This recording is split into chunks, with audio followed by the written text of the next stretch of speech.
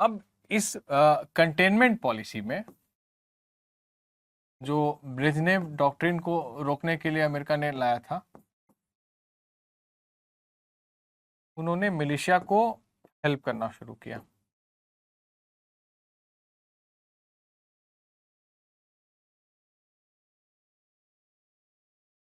Help दी Afghan militias. अब यही militia कौन थे?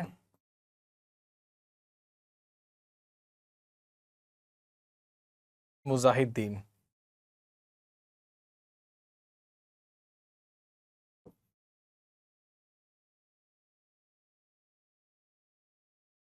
सीआईए ने इनको हेल्प किया।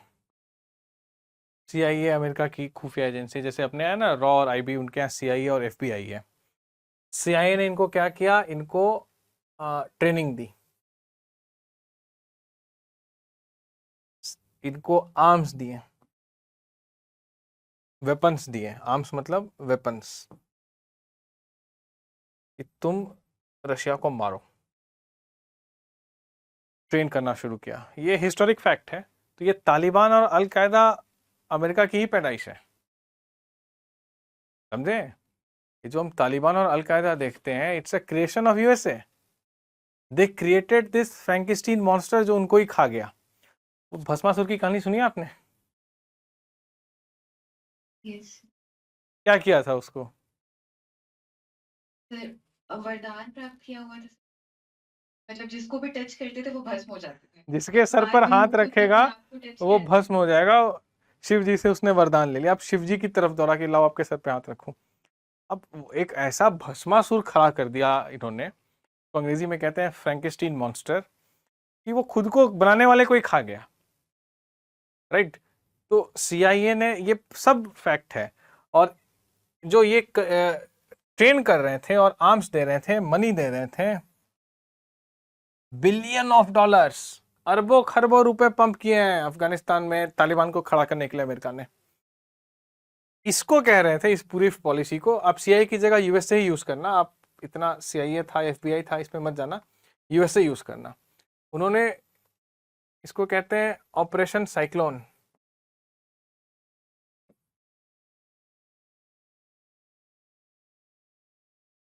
तो अब अगर आपसे क्वेश्चन आता है कि व्हाट इज ऑपरेशन साइक्लोन, क्योंकि देखो होता क्या है ना, पीसीएस में, यूपीएससी में क्या होता है, अपने एग्जाम को समझो आप। आर यू एबल टू सी मी, या ब्लिंक कर रहा है?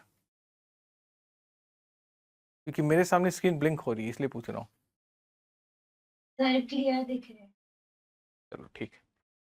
तो अब जैसे तालिबान अफगानिस्तान न्यूज बना रहा है, अब उसकी एक एक चीज आपको जाननी पड़ेगी। इतने सारे वर्ड्स हैं। देखिए अभी हमने पिछले 1-1.5 घंटे में कितने वर्ड्स देखे हैं, कितने टर्म्स देखे हैं। यही क्वेश्चन रहते हैं आप लोगों के। ऑपरेशन साइक्लोन पूछ देंगे क्या होता है, ब्रेजनेव डॉक्ट्रिन क्या है, कंटेनमेंट पॉलिसी क्या है, मुंडो डॉक्ट्रिन क्या है, आयरन कर्टेन क्या था। ये सब एक प्रोबेबल क्वेश्चन है। और जो भी इस इशू के बारे में जानता है, उनसे एक्सपेक्ट किया जाता है एक well read, well informed aspirant से, कि आपको ये सब चीजें मालूम होनी चाहिए, तभी तो आप पब्लिक सर्विसेज को ज्वाइन कर सकते हैं। तो अब ये ऑपरेशन साइक्लोन क्या था? American funding, training and weapons given to warlords और मिलिशियाज ऑफ अफगानिस्तान, जो मुजाहिद्स थे, उनको इन्होंने करना शुरू किया। अब क्यों करना, इसका कुछ कारण होना चाहिए ना। तो इनको कहा गया कि भाई, एक्सक्यूज मी सर, यस, तब जो इतने सारे मिलिशियाज थे उसमें one of the militia Mujahideen. हाँ हाँ, उसमें one of the most prominent militia था मुजाहिदीन। अब जब ओके। अमेरिका गया वहां पर, तो सबको एक करने लग गया। अब एक कैसे करे, किस बेसिस पे करे? क्योंकि भाई किस बेसिस? हर गली में एक मिलिशिया बैठा है, यस तो सर। उसको कह रहा है कि तुम अलग अलग नहीं लड़ो ना, तुम सब एक हो जाओ। और वो खुद भी एक हो रहे हैं कि हाँ, हमें रशियन से लड़ना है, क्योंकि रशिया हमारे देश में घुस गया है, अमेरिका हमें हेल्प कर रहा है, तो हम सब एक होते हैं। किस बेसिस पे एक होंगे? रिलीजियस बेसिस पर, धर्म। रिलीजन एक ठीक है। बहुत बड़ा यूनिफाइंग फैक्टर है। उतना ही बड़ा दूसरा फैक्टर भी है जो यूनिफाई नहीं करता है, लेकिन रिलीजन के नाम पे लोग एक होते हैं। लड़ते भी हैं, दोनों बातें सही हैं। तो यहां देखा गया कि हाँ, रिलीजियस बेसिस पर एक करते हैं इनको। अब इस रिलीजियस बेसिस में क्या आता है, समझो इस चीज को। The call for ummah. उम्माह समझे? व्हाट इज उम्माह? इकबाल ने बात की है उम्माह की। इकबाल को तो जानते हो ना, सारे जहां से अच्छा। उसके कुछ साल बाद, सारे जहां से अच्छा लिखने के बाद, इकबाल ने तराना मिल्ली लिखा था। मुस्लिम है हम, वतन है सारा जहां हमारा। हिंदुस्तान के अगेंस्ट हो गए थे इकबाल। तो उम्मा का मतलब है मुस्लिम ब्रदरहुड। ठीक है, कि हम एक कौम, एक दीन के लोग हैं। We follow the same book, we follow the same profit, and we worship the same tenets of Islam. तो इस्लामिक उम्मा एक रिलीजियस फैक्टर था वहां पर मुजाहिदीन को जोड़ने के लिए, राइट। और this call for Umma was so great कि इन्होंने रशिया को चेक कर दिया एक तरह से। 1991 में यूएसएसआर डिसइंटीग्रेट हो गया। तो जब यूएसएसआर डिसइंटीग्रेट हो गया तो काहे की ब्रेजनेव डॉक्ट्रिन, राइट। अब रशिया अलग, बाकी क्या बन गए, मैंने बताया आपको। इसका फुल फॉर्म याद है?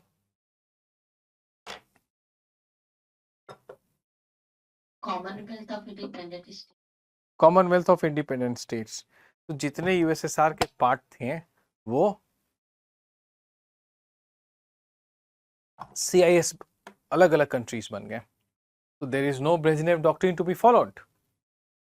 बट वहां पर जो अमेरिका ने खड़ा किया था, जो वहां पर बनाया था,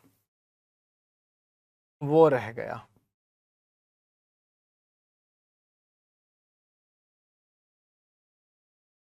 तालिबान एंड अलकायदा, हथियार अमेरिकन, ट्रेनिंग अमेरिकन, दुश्मन जिसे लड़ना है जा चुका है, सोवियत यूनियन खत्म हो चुका है, रशिया से कोई डेंजर नहीं है।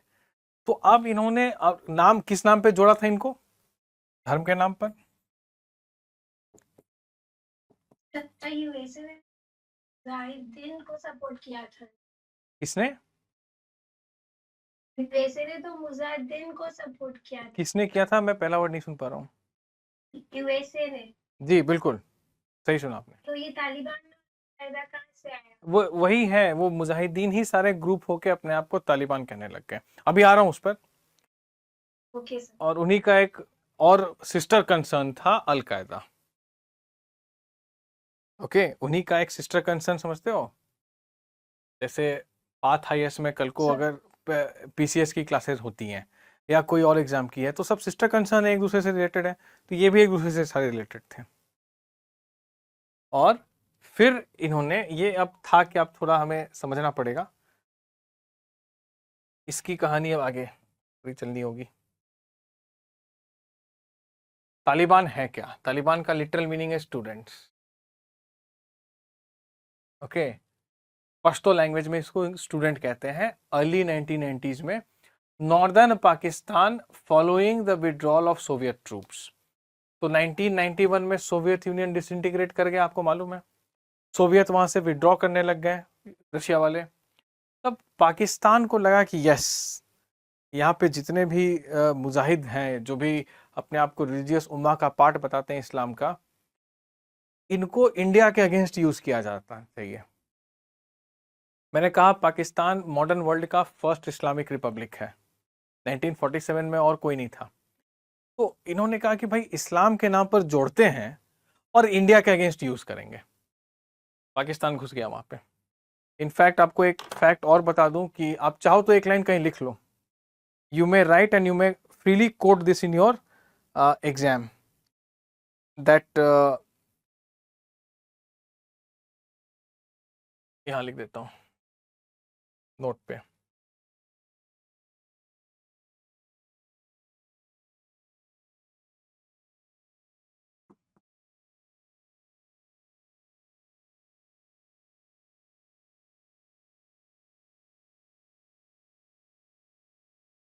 Please note this name, major general Naseerullah Babar.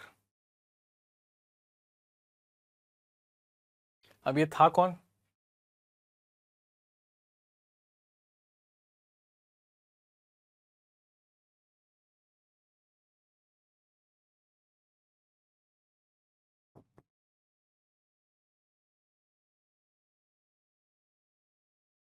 ये बेनज़ीर भुट्टो को आप जानते होंगे, पाकिस्तान की प्राइम मिनिस्टर रह चुकी है। बेनज़ीर भुट्टोज इंटीरियर मिनिस्टर, मतलब होम मिनिस्टर वहां पे कहते हैं इसको, इंटीरियर होम मिनिस्टर। जैसे अभी इंडिया में अमित शाह है, तो इंटीरियर मिनिस्टर या होम मिनिस्टर पीएम के बाद सेकंड सबसे इंपॉर्टेंट पोस्ट होती है कहीं पर भी। तो 1974 this Babar, this guy Babar plus Pakistan की जो खुफिया एजेंसी है इंटर सर्विसेज इंटेलिजेंस आईएसआई, ये दोनों साथ में है। Babar plus ISI. अब इन्होंने क्या किया साथ में आके?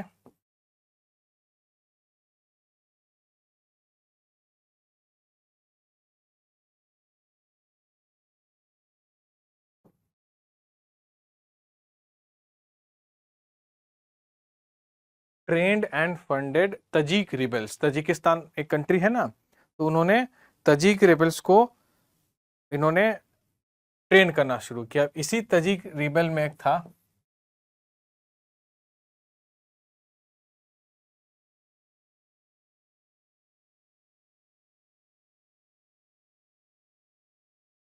अहमद शाह मसूद, जो तालिबान का फाउंडिंग मेंबर में से एक है।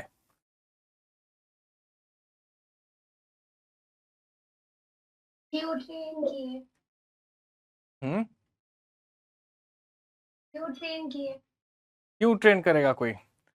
अमेरिका क्यों ट्रेन कर रहा था इनको? सर अब तो अच्छा रशिया है अभी भी उनके पीछे। ये इंडिया के अगेंस्ट करना चाह रहा है ना। अमेरिका रशिया के अगेंस्ट करना चाहा था, अमेरिका अब रशिया जा चुका है। अब समझो, रशिया चला गया तो अमेरिका वहां पर डायरेक्टली तो नहीं था, अमेरिका अपने प्रॉक्सीज के थ्रू था, मतलब उनकी इंटेलिजेंस सर्विस थी, उनकी मिलिट्री थी, अमेरिकन गवर्नमेंट डायरेक्टली नहीं थी वहां पर। और एक रशियंस को रोकने के लिए थे, रशियंस चले गए तो अमेरिका को किसी पे डिपेंड होना था, इसीलिए पाकिस्तान की हेल्प लेनी पड़ी अमेरिका को। ये जो तजीक है, अब हुआ क्या ना कि आपने कहा ना कि इतने मुजाहिदीन थे तालिबान, उनमें से एक था बिल्कुल, तजीक्स थे, उज्बेकिस थे, पश्तोस थे, पठान्स थे, इन सबके अपने अपने ग्रुप बने हुए थे। जनरल नसीरुल बाबर, जो बेनज़ीर भुट्टो का इंटीरियर मिनिस्टर था, उसने 74 के आसपास आईएसआई के साथ मिलके तजीक रिबेल्स, जो तजाकिस्तान वाले पार्ट के जो मुजाहिद थे, उनको ग्रुप करना, ट्रेन करना शुरू किया कि तुम हमारे इशारों पर काम करो, अब डू एज वी से, हम तुम्हें हथियार देंगे, फंडिंग देंगे, ट्रेनिंग देंगे। और उसी में से एक तजीक था अहमद शाह मसूद, जो अफगानिस्तान तालिबान का फाउंडिंग मेंबर है। तो बाबर पता है इसको क्या कर रहा था? माई बॉयज कहता था। The boys played very well कहते थे ना इंजमामुल हक, तो ये भी कहता था माई बॉयज, इतना प्यार से इसको कहता था। तालिबान का अफगानिस्तान में तालिबान को लाने के पीछे अमेरिका और पाकिस्तान ही है। Okay, noted.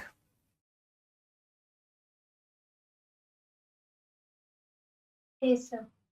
तो अब it is believed that the predominant Pashtun movement first appeared in religious seminaries, mostly paid for by money from Saudi Arabia, which predated a hardline form of Sunni Islam. Now, how many of you know the difference between Sunni and Shias? पता है? Basic जानते हैं, शिया liberals होते हैं और सुन्नी थोड़े Orthodox थोड़े ऐसे मत बोला करिए, ऐसे कभी मत बोला करिए कि शिया लिबरल, जिन्ना वाजा शिया लिबरल होते हैं। और आप क्यों पूरी कौम को लिबरल और कट्टर कहते हैं? आप, मैं फैक्ट पे बात करूंगा, इंटरप्रिटेशन पे नहीं। अब जानोगे इसको तभी सऊदी अरब का खेल समझ में आएगा आपको। ऐसे ही थोड़े ना अफगानिस्तान ग्रेवयार्ड ऑफ एम्पायर्स है। तो this is 570 CE when Prophet Muhammad was born. The Prophet of Islam, Muhammad Sahab, he was born in 570 CE at Mecca. he died in 632 CE at Medina. 62 years he was here. He is a historic figure. मतलब हम इनके बारे में पता है, proof है कि मोहम्मद साहब आए थे। अब इन्होंने क्या कहा कि एक होली बुक दी, कुरान, इसको कहते हैं रिवील्ड बुक।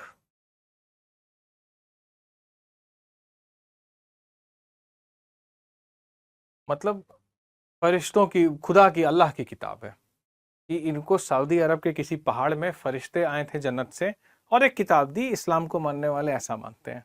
उस किताब को कहते हैं कुरान, वर्ड ऑफ ऑलमाइटी अल्लाह।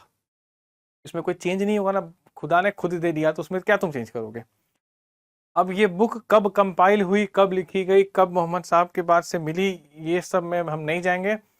हम बस ये देख रहे हैं कि ये रिवील्ड बुक है और ये 62 ईयर्स तक थे। तो इनकी सेइंग्स, जिन चीज़ों को इन्होंने कहा कि अच्छी चीज़ें करनी चाहिए, ये काम करने लायक है, और जिस चीज़ को इन्होंने हाँ कह दिया, अप्रूव कर दिया, वो सब हदीथ में है। हदीथ, या कुछ लोग हदीस भी बोलते हैं। तो दो किताबें हैं, हदीथ और कुरान। अब इसी कुरान और हदीथ से आता है शरिया। शरिया इज द इस्लामिक लॉ। अब कौन सा शरिया कैसे है, क्योंकि इसके 70 से ज़्यादा वेरिएंट्स हैं। ईरान का अलग है, सऊदी का अलग है। मतलब there is something called Islamic jurisprudence. हर लॉ में उसकी एक फिलॉसफी होती है, उस फिलॉसफी को कहते हैं जुरिस्प्रूडेंस। जैसे लीगल लॉ अगर इंडिया का बताऊं तो इनोसेंट अंटिल प्रूवन गिल्टी, जब तक आप दोषी साबित नहीं कर दिए गए आप निर्दोष हैं, ये लीगल जुरिस्प्रूडेंस है मॉडर्न लॉ का। उसी तरह से इस्लामिक जुरिस्प्रूडेंस होता है, हनाफी, सलाफी, बरेलवी, देवबंदी, अहले हदीस, ये सब अलग अलग इस्लामिक इंटरप्रिटेशंस हैं। अब हर कोई कहता है कि मेरा वाला सही है, हर किसी को लगता है कि उसका वाला ही शरिया लॉ सही है।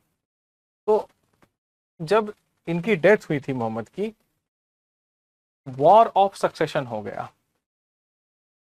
इनके दो लोगों के बीच में लड़ाई हुई।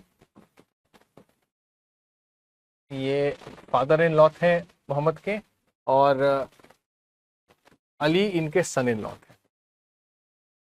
इनके फॉलोवर्स कहलाए शिया, इनके फॉलोवर्स कहलाए सुन्नी।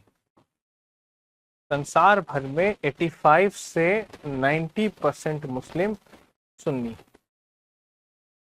शिया मेजोरिटी सिर्फ 3 कंट्री है,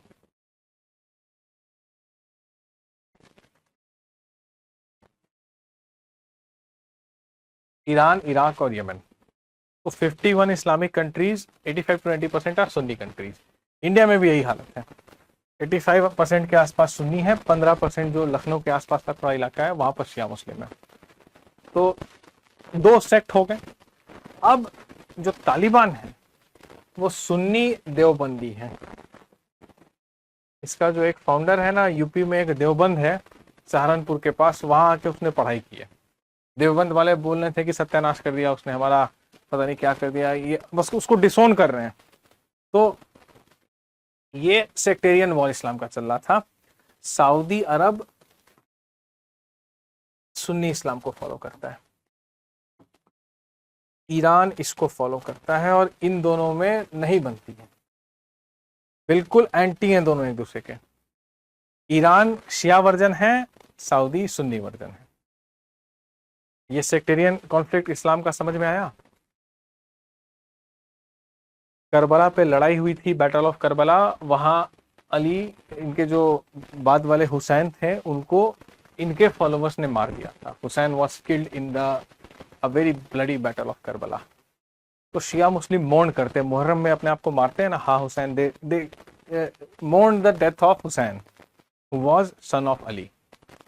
तो दो अलग स्कूल इमर्ज हो रहे हैं, दो अलग डॉक्ट्रिन इमर्ज हो रही है।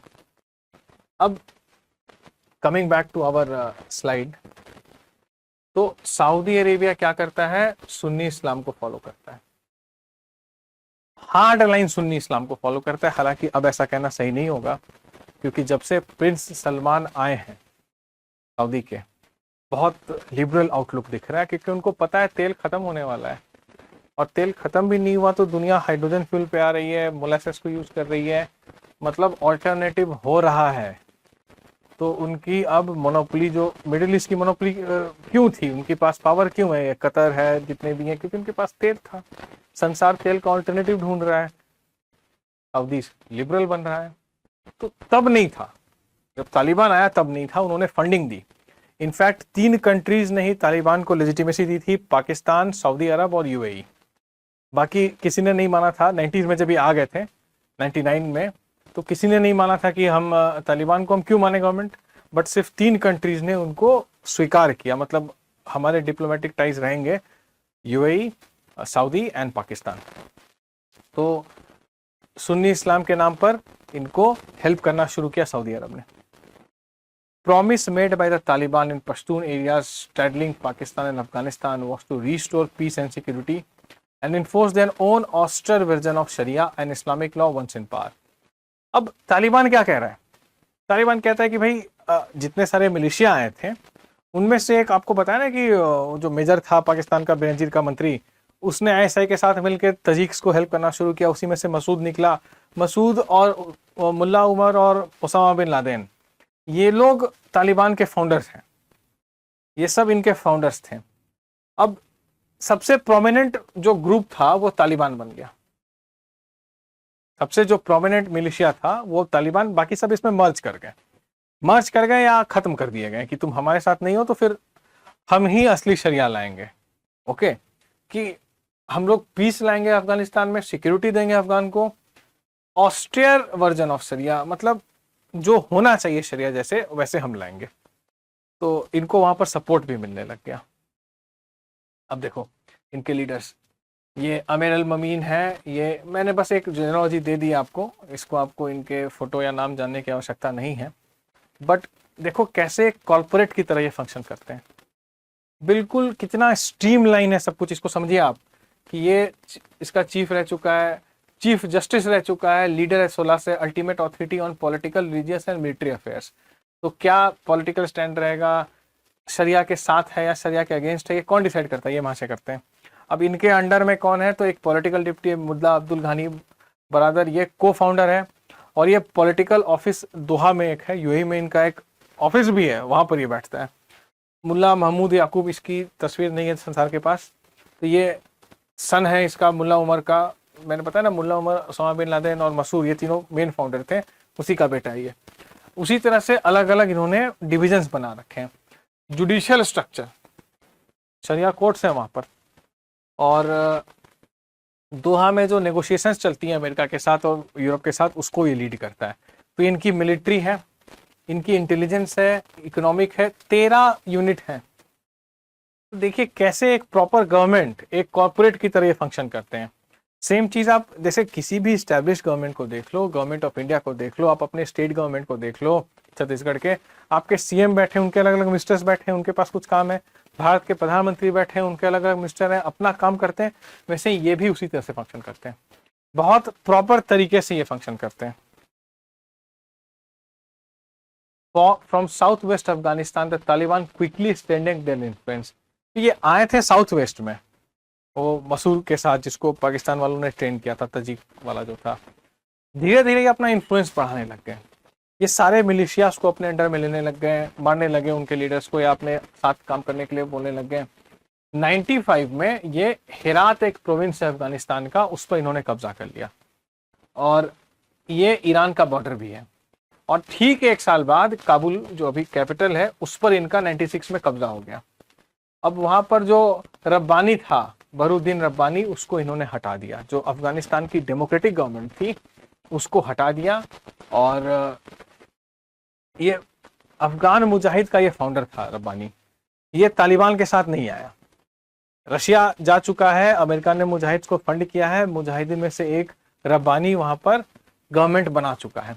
तालिबान आता है, कहता है कि मुजाहिद नहीं चाहिए, जो भी है हमारे साथ है, हम अब ये रब्बानी वगैरह को नहीं मानते, इसको हटाओ। इसको हटा दिया, और 1998 तक 90% अफगानिस्तान तालिबान के कंट्रोल में आ चुका था। समझ में आ रही है कहानी इनकी? कुछ डाउट हो तो बता दो, ये सब आपको मिल जाएगा जो भी मैं यहाँ पे दिखा रहा हूँ। Now weary of the mujahideens excess and infighting after the Soviets were driven out generally welcome the Taliban. क्यों? क्योंकि आप समझिए, आप हिस्ट्री समझिए, आप उसको इंडिया से कंपेयर मत करो। देखिए, we are Indians, we have been used to a very peace loving democracy and all. यहाँ पे भी कुछ लोगों को छटपटाहट होती है ना, ट्रस्ट मी, वो छटपटाहट कुछ भी नहीं है जब आप यहाँ से कंपेयर करते हैं। मैं ये नहीं कह रहा कि हम बहुत अच्छे हैं, लेकिन हमारा कल्चर अलग रहा है, डेमोक्रेटिक कल्चर रहा है, एक रिटन कॉन्स्टिट्यूशन रहा है, आज़ादी भी रोने गाने से मिली है, लड़ाई करके नहीं मिली है। तो एक पीस लविंग स्ट्रक्चर रहा है इंडिया में, डिसेंट भी डेमोक्रेटिक तरीके से आता है, इलेक्शंस होते हैं, ये पार्टी जीतती है, वो हारती है, दूसरी पार्टी आती है, ऐसा रहा है एक हमारे यहाँ। तो जब मुजाहिद वहां पर थे, जो किससे लड़ते थे? रशिया से। अपने लोगों के लिए बहुत फ्रेंडली नहीं थे वो, उनको था कि हमें रशियंस को भगाना है, अमेरिकन ने पावर दे दी, मिलिट्री दे दी, इंटेलिजेंस दे दी, पैसे दे दिए। इनको कोई अकाउंटेबल गवर्नमेंट नहीं चला रहे थे ये, कि जैसे है ना आज गवर्नमेंट क्या कहती है कि हम आपके लिए ये करेंगे, मुजाहिद नहीं बोलते थे ये। तो जब तालिबान आए, इन्होंने कुछ प्रोमिसेस किए कि हम अफगानिस्तान को अच्छा कर देंगे, हम बढ़िया से शरिया लॉ लगाएंगे। तो अब लोग जो मुजाहिद से परेशान थे, उन्होंने कहा कि तालिबान लगता है सही है, क्योंकि मुजाहिदीन एक्सेसेस, मतलब ये जो जातियां करते थे अफगानियों पर, मुजाहिद भी करते थे। तालिबान आज उसका भी रिकॉर्ड तोड़ गए, वो अलग बात है, बट तब लोगों को पता नहीं था, और इनमें आपस में भी लड़ाई खूब चलती थी। देखो, इसीलिए डेमोक्रेसी इतनी चेरिश थिंग है, नहीं होगी तो हर कोई अपना स्टेक ढूंढ लेता है और आपस में लड़ाई होती है, लठ बजते हैं, परेशान जनता होती है। तो despite all it pitfalls, this entire episode reinforces our belief in democracy, कि उन सबसे अच्छा तो जो है वही है डेमोक्रेटिक तरीके से। तो इनको हटाया गया वहां से, और तालिबान को लोगों ने वेलकम किया। ओके, वेलकम, क्योंकि ये सबसे पहले आ भी गए मुजाहिद को हटाने के बाद। Their early popularity was largely due to their success in stamping out corruption, curbing lawlessness, and making the roads and the area under their control safe for commerce to flourish. तो इन्होंने पहले करप्शन को हटाया, कहते थे ना कि हम प्योर इस्लाम फॉलो करेंगे, पैसा वैसा लेके नहीं। लीकर पे बैन, अफगानिस्तान की जो ब्रांडी थी पूरी दुनिया में फेमस थी। अब इस्लाम में शराब हराम है, तो जो दीन वाले हैं या जो शरिया लॉ को मानते हैं वो तो कहेंगे कि अच्छा काम कर रहा है ना, शराब बैन कर रहा है, म्यूजिक हराम है, सूद पे पैसा देना हराम है। तो ये सब चीजें इन्होंने बंद की। तो जो वहां पर फॉलोअर्स थे, बिलीवर्स थे इस्लाम के, एकदम हार्ड लाइन जो थे, 95-99% वैसे ही वहां पर, उनको ये चीजें पसंद आने लग गई। करप्शन हटा दिया, लॉलेसनेस को दूर किया, इस्लामिक कोर्ट्स लगा दिए, इस्लामिक हॉस्पिटल्स लगा दिए, स्कूल्स लगा दिए। अब आप उसको अच्छा या बुरा बोल सकते हो, लेकिन जो सदियों से जिसकी जनरेशन वहीं पर रही है, उसके लिए तो ये अल्टीमेट चीज हो गई। आप उसको अच्छा या बुरा इसलिए बोलोगे, आप बुरा ही बोलोगे क्योंकि आप इंडिया से कंपेयर करोगे। ये किससे कंपेयर कर रहे हैं? इनके लिए तो बड़ी अच्छी चीज ला रहे हैं तालिबान, तो इनको लेजिटिमेसी मिलने लग गई। इनको वहां पे वैधता, एक वर्ड है अंग्रेजी का, हिंदी में इसको कहते हैं वैधता। वैधता प्रदान कर दी गई, ओके, वहां के लोगों ने। और इन्होंने अपने कॉमर्स वगैरह पर भी ध्यान दिया, मतलब जो बेसिक चीजें करनी चाहिए थी वो की, बट उसके बाद क्या किया वो तो भी देखेंगे। तो Taliban also introduce supported punishment in line with strict interpretation of sharia. Public execution, वहां पे बॉडी को क्रेन से लटका देते हैं, फांसी देते हैं, और 3 दिन तक बॉडी लटकी रहती है। चोरी करने पर हाथ काट देते हैं। ओके, तो ऐसे एडल्टर्स, देखिए, public execution of convicted murderers, सबके सामने पत्थर से मार देते हैं, पत्थर से मार के खत्म करते हैं। एडल्टर्स, जो एक्स्ट्रा मैरिटल अफेयर्स में इंगेज होता है, मोस्टली विमेन को ये टारगेट करते थे। Amputation of those who found guilty of theft, चोरी की हाथ काट दिया। Men were required to grow beard, अब इस्लाम में है कि दाढ़ी बढ़ानी है आपको, वो बताते हैं। And women had to wear an all covering burqa. ये वो चीजें थी जो वहां के लोकल्स को अच्छी लग रही थी, this is what our sharia is. तो तालिबान तो अच्छा काम कर रहा है, हमारे शरिया को लेके आ रहा है, बढ़िया बात है। तालिबान ऑल्सो बैंड टेलीविजन, ये सब हराम है इस्लाम में, music and. Now don't tell me, आप नाम मत बताइए इंडिया वालों के, मैंने कहा ना हम शरिया लॉ से नहीं चलते हैं, हम कॉन्स्टिट्यूशन से चलते हैं।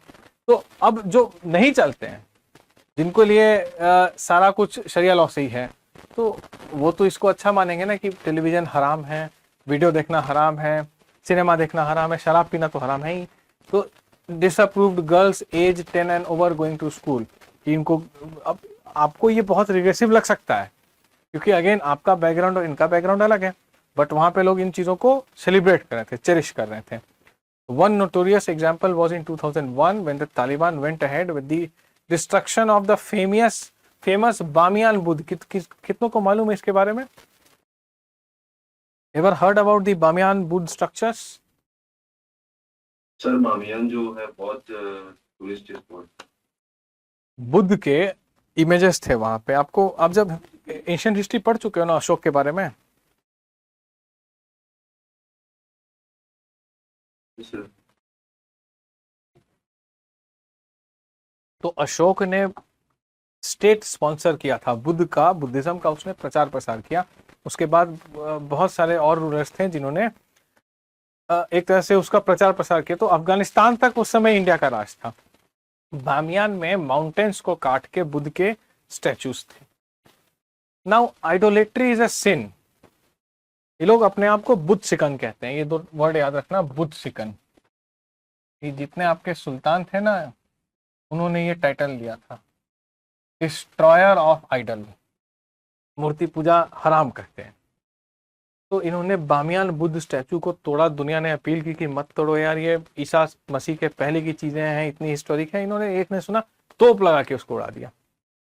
डिस्पाइट इंटरनेशनल आउटरीच, सबने कहा, इंडिया ने, अमेरिका, पूरी, मतलब ये बहुत असभ्य हरकत थी कि बुद्ध जिन्होंने इतना शांति का संदेश दिया, उनकी हजारों साल पुराने स्टैचू हैं, उसने क्या बिगाड़ा जो उसको तोड़ रहे हो। इन्होंने तोड़ दिया उसको।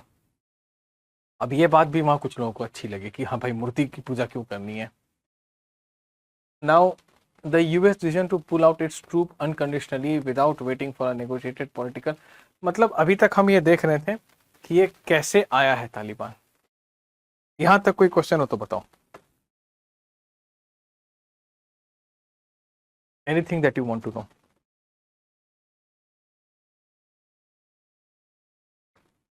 Now the slides will be made available to all of you. तो जो भी हमने यहाँ देखा है या जो मैंने लिखा है वो तो आपने लिख ही लिया, स्लाइड्स आपको मिल जाएंगी। इनका इवोल्यूशन समझ में आ रहा है ना, कैसे Brezhnev doctrine, cold war, Soviet Union, मुजाहिद, CIA, अमेरिका की फंडिंग, ये सब तो अब आपको पता है। आई थिंक इसे रिपीट करने की आवश्यकता नहीं है मुझे। तो अभी हमने जाना कि कैसे ये आए, अब दोबारा से कैसे आ गए ये, क्योंकि इसके बीच में एक और चीज हुई। अब वो एक और चीज क्या हुई?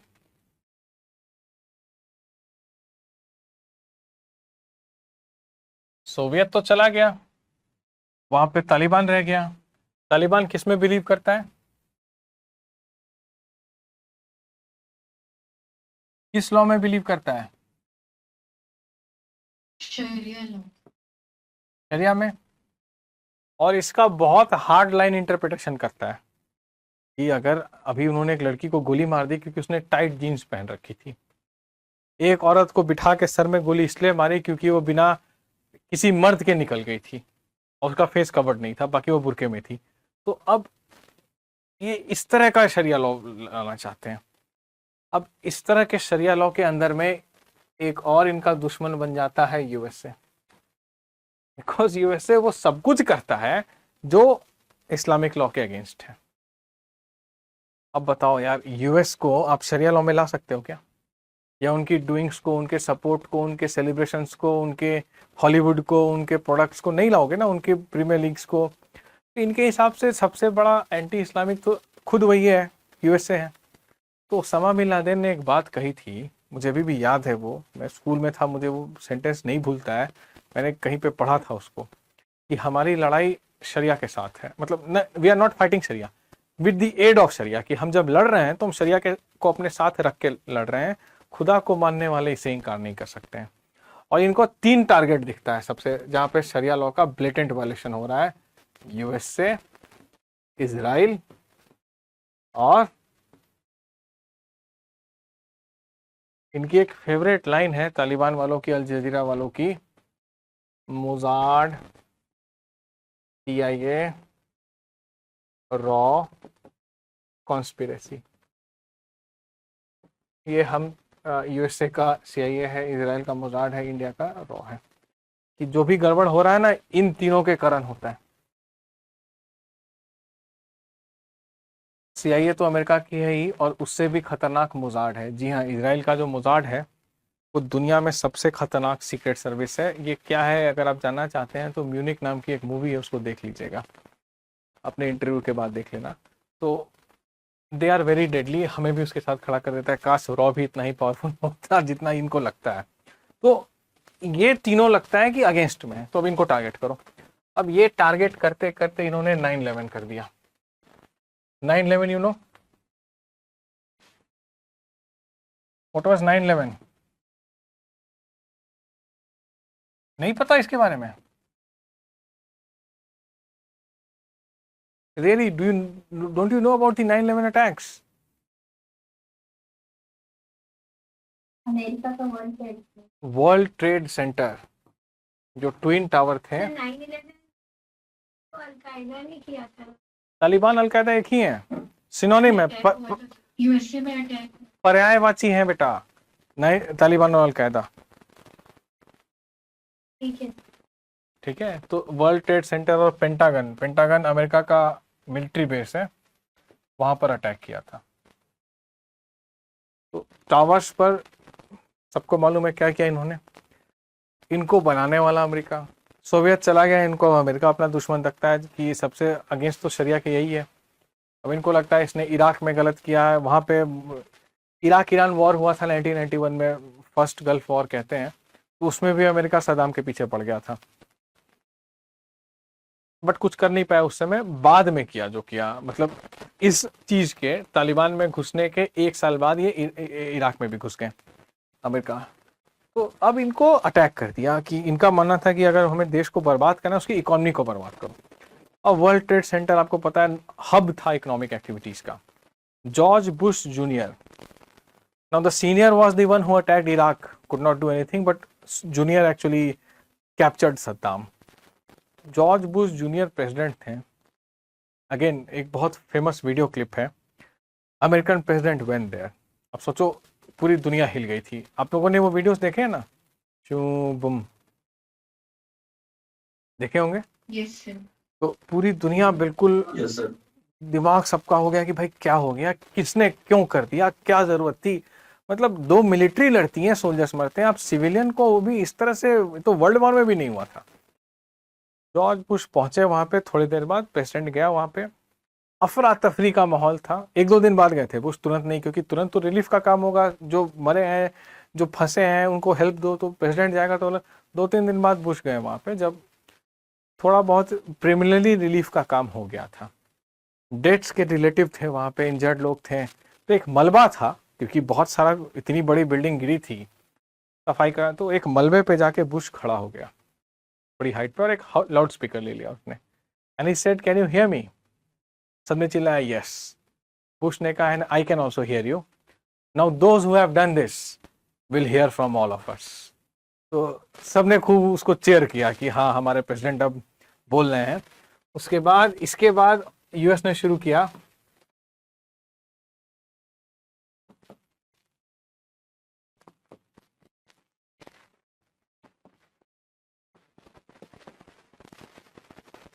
ऑपरेशन फ्रीडम इन ड्यूरिका,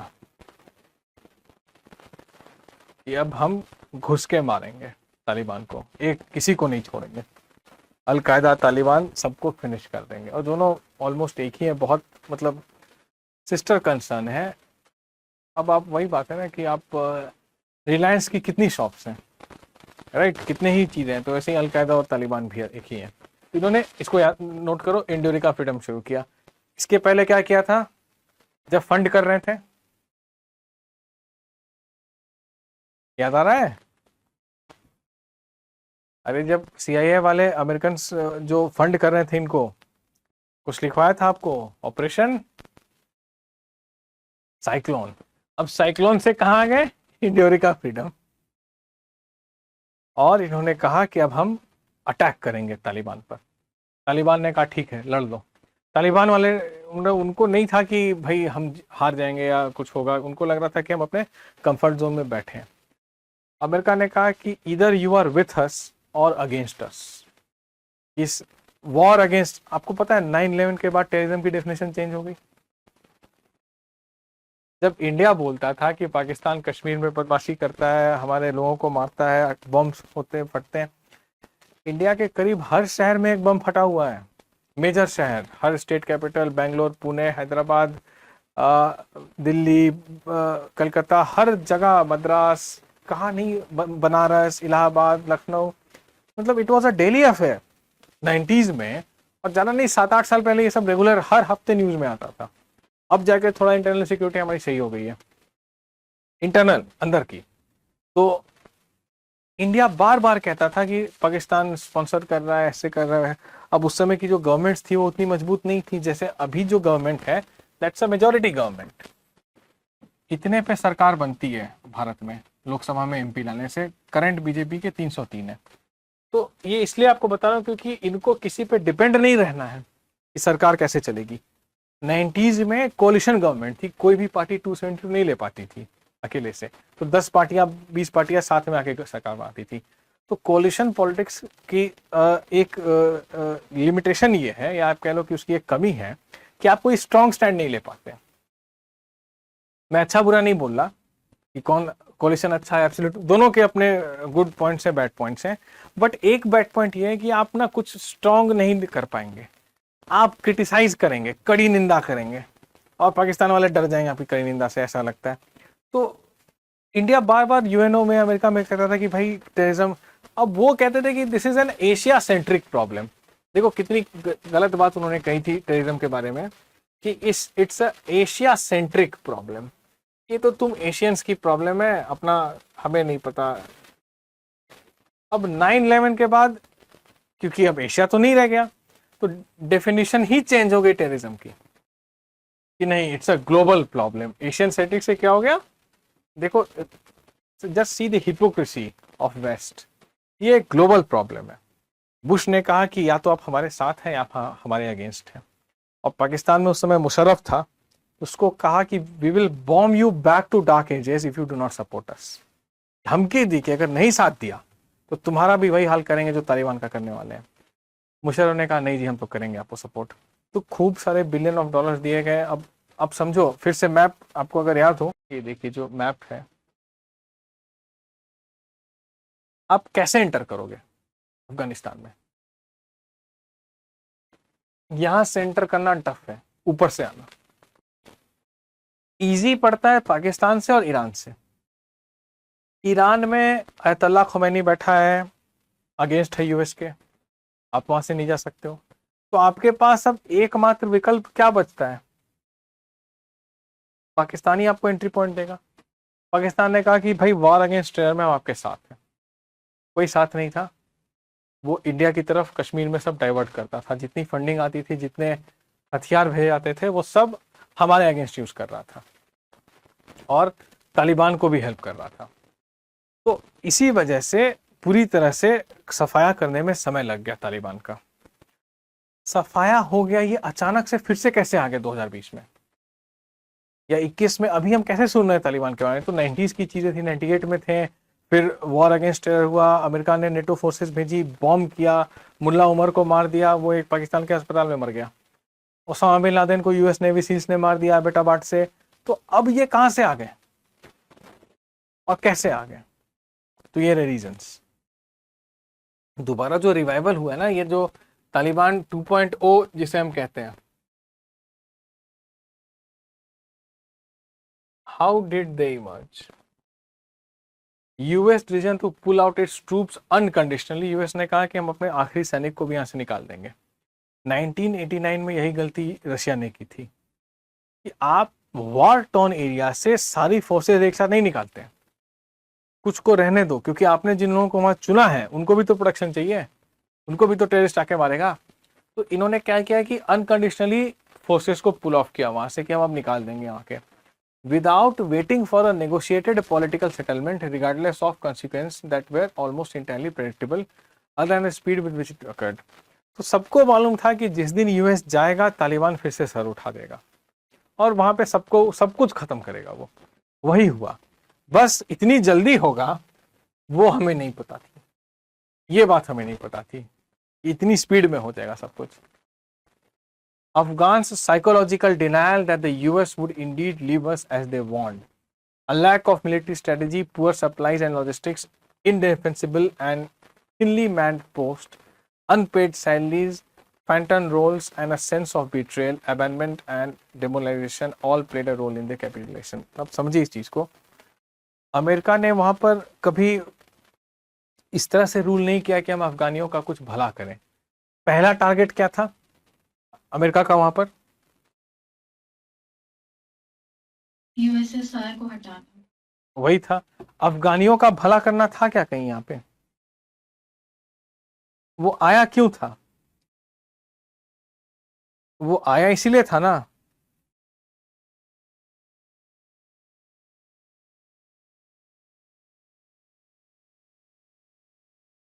वो आए क्यों थे? वो अफगानिस्तान अफगानियों के वेलफेयर के लिए नहीं आए थे, वो आए थे सोवियत को चेक करने, ब्रेजनेव को रोकने। उसको क्या कहते हैं?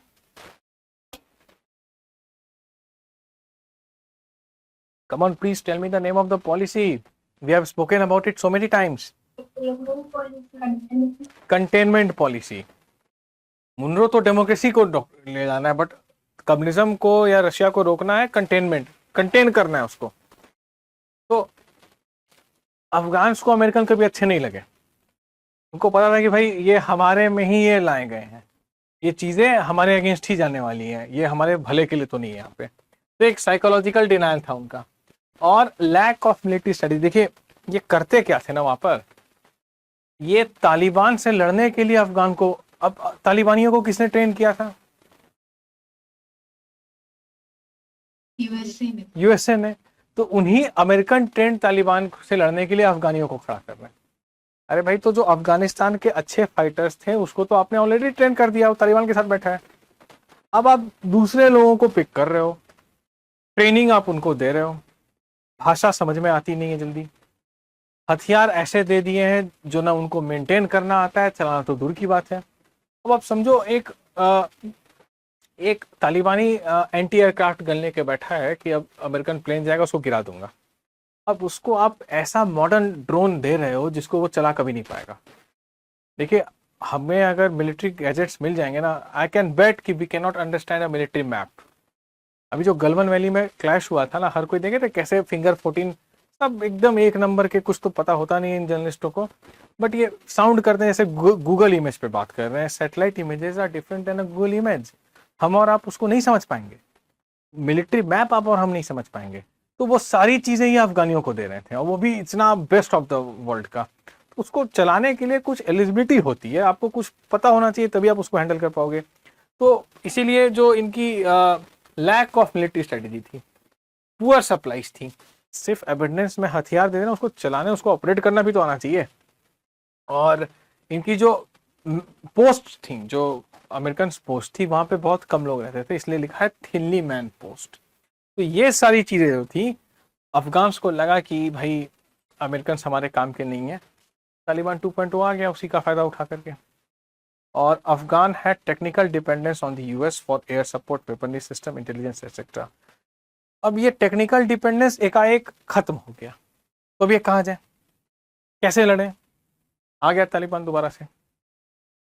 Afghan army was अनप्रिपेयर्ड and caught by surprise by the Taliban offensive.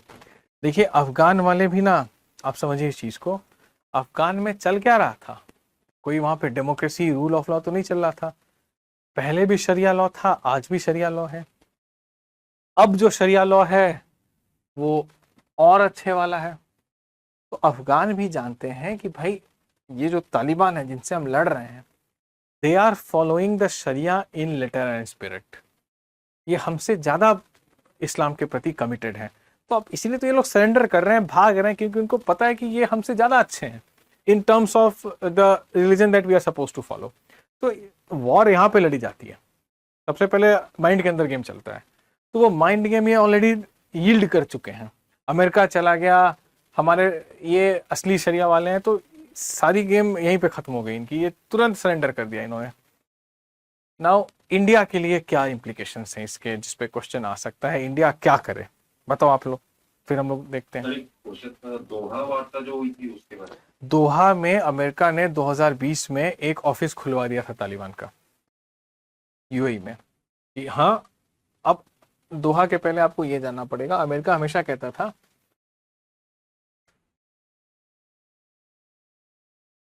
Sir मेरा भी क्वेश्चन है। एक एक करके।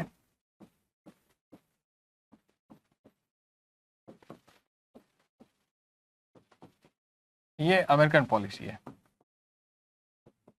Good Taliban and bad Taliban, इसके साथ इंगेज किया जा सकता है, इंगेज हो सकता है, डायलॉग हो सकता है, इसके साथ इंगेज नहीं किया जा सकता है। तो अमेरिका ने कहा कि एक सेक्शन है जिससे हम बात कर सकते हैं, इन्हीं का ऑफिस दोहा में खुलवाया गया था। अब इनके साथ करते रहिए बात। इंडिया इसमें बिलीव नहीं करता था। इंडिया का गुड तालिबान क्या होता है, सब एक से हैं, अगर ये गुड है तो फिर तालिबान छोड़ के डेमोक्रेसी में आओ, तुम भी इलेक्शन लड़ो वहां पर। तो इंडिया इसमें नहीं बिलीव करता था, बट यूएस करता था, इंडिया इसको हमेशा अपोज करता था। Most of the Afghans used to oppose it, Afghans, India, ये गुड तालिबान नहीं मानते थे। उसी गुड तालिबान के लिए दोहा में एक ऑफिस खोला गया था, समझ गए सोनल? Yes sir. अब दूसरा क्वेश्चन किसका था, सर मेरा। बोलो आयुषी। सर FUAR रिवॉल्यूशन होते हैं क्या? क्या? FUAR revolution. SUAR, हाँ, ये कहाँ पढ़ा? 1979 में अफगान का सर इशू पर भी तो उसमें आया था ये अच्छा, FUAR। हाँ, leave it, not important at all, please leave it, okay sir. ये सब पे अभी नहीं जाना है। Now coming back to our slide, India क्या करे बताओ। इंडिया तो कभी गुड तालिबान बैड तालिबान मानता ही नहीं था, तो अब तो पूरा से बैड तालिबान आ चुका है अब।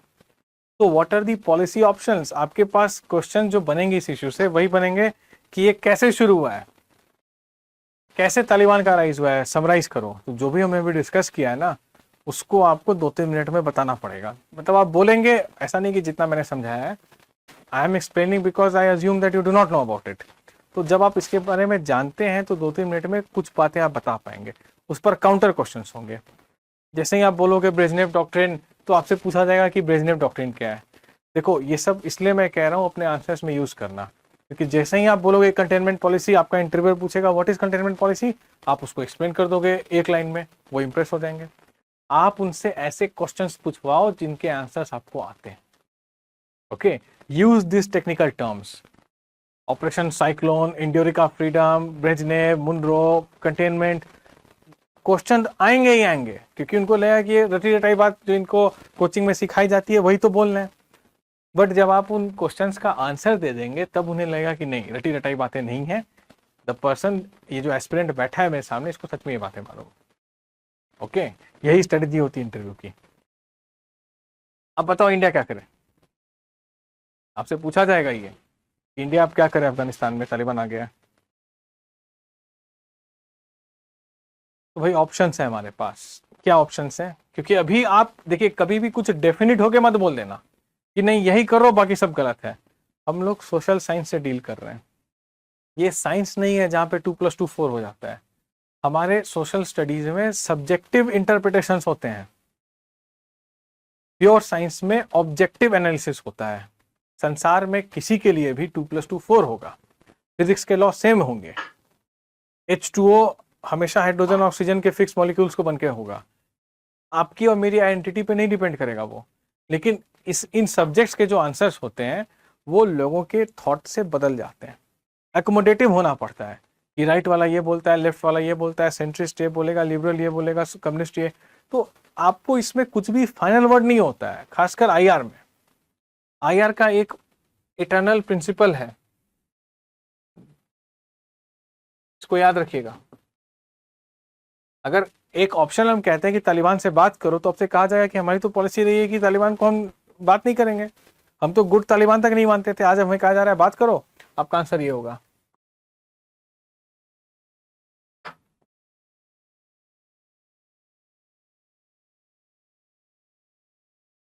Nations do not have permanent friends or enemies, only permanent interest। कि आज हमारे इंटरेस्ट में है, हम उस पर बात कर लेंगे, उसमें क्या जाता है। कौन सा हमने कुछ ऐसा कमिटमेंट किया था, आज नहीं कर रहे हैं। ये चलता है यार में इंटरनेशनल रिलेशंस में। There are no nations do not have permanent friends और enemies, only permanent interest. Note कर लो इसको आप। और हर कंट्री की फॉरेन पॉलिसी सिर्फ और सिर्फ इसके लिए बनी है। अमेरिका क्या करेगा तो कौन क्या सोचेगा, ह्यूमन राइट्स वाले, हमें इन फालतू के पचड़ों में पड़ना ही नहीं है। हमें अपनी नेशनल इंटरेस्ट को बढ़ाना है, ऐसे वैसे या फिर जैसे। यही काम है डिप्लोमेट्स का, यही काम है गवर्नमेंट का। इसमें मोरालिटी नहीं देखी जाती है, इसमें एथिक्स नहीं आता है। ओके, आईआर में ये चीजें नहीं आती हैं, सिर्फ नेशनल इंटरेस्ट, राष्ट्र हित सर्वोपरि।